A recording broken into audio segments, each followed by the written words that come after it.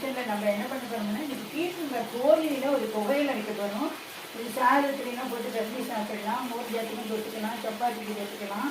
இதுக்கு என்ன தேவைன்னா பீர்க்கங்காயை நல்லா தோலியை பொடிப்படியாக நறுக்கிட்டு அது கூட மிளகாய் வத்தல், உளுத்தம்பருப்பு, புளி, உப்பு, ஒரு கொட்டைப்பாட்ட அளவுக்கு வெல்லம் இதெல்லாம் நல்லா எல்லாத்தையும் நல்லா வறுத்துட்டு இதை நைஸாக வேண்டாம் ஒரு கோர்ஸாக ஒரு பேஸ்ட்டாக அரைச்சிட்டு இறக்குற நேரத்துக்கு இந்த உளுத்தம்பருப்பு தனியாக வறுத்துக்கணும். இந்த உளுத்தம்பருப்பை இதோடு வச்சு ஒரு கோர்ஸாக அரைச்சி எடுத்துட்டு தேவையான நல்லெண்ணெயில் கடுகு தாளித்து வச்சுட்டு சாத்தில் போட்டு சாப்பிட வேண்டியதான்.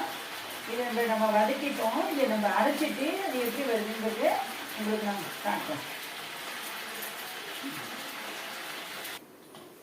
இப்போ நம்ம அரைச்சாச்சு, பீர்க்கங்காய் தோலியில் தொகையில் அரைச்சாச்சு.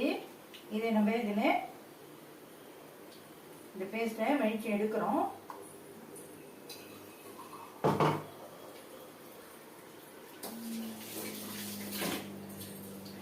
இதுக்கு தாளிக்கிறதுக்காக நல்லெண்ணெய் அடுப்பில் வச்சுருக்கோம். இதில் ஒரு சிட்டிகை கடுகு தாளிக்கிறோம். இதுக்கு தேவையான நான் உளுத்தம்பருப்பு கோர்ஸாக வறுத்து பொடி பண்ணி வச்சுருக்கேன். அதை இதில் போடுறேன்.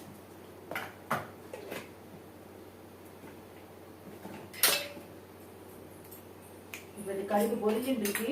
கடுகு பொரிஞ்ச உடனே தூக்கி இதில் கொட்டணும். அவ்வளோதான்.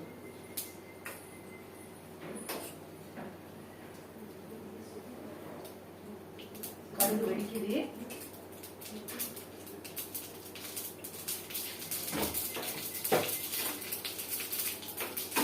நீங்களும் இதேமாரி பண்ணி பாருங்க.